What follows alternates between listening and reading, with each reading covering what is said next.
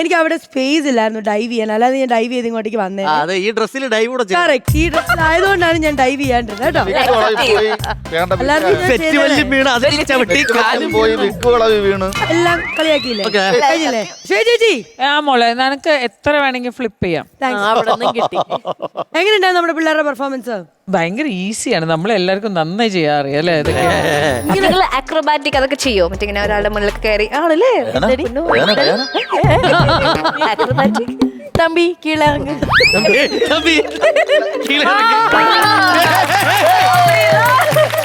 നിങ്ങളുടെ മാസ്റ്ററിന്റെ പേരെന്നാ?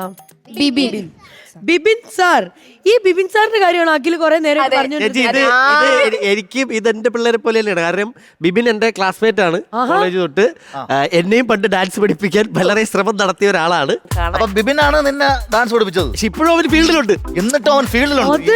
പഠിപ്പിച്ചു അദ്ദേഹം ഇപ്പോഴും വിജയകരമായി ഫീൽഡിൽ തുടരുന്നു. അപ്പൊ അദ്ദേഹം നല്ല കൈ കൊടുക്കാം. ബിബിൻ ചേട്ടൻ മാത്രമല്ല സ്വാതി ചേച്ചിയുണ്ട്. സ്വാതി ചേച്ചിയുണ്ട്.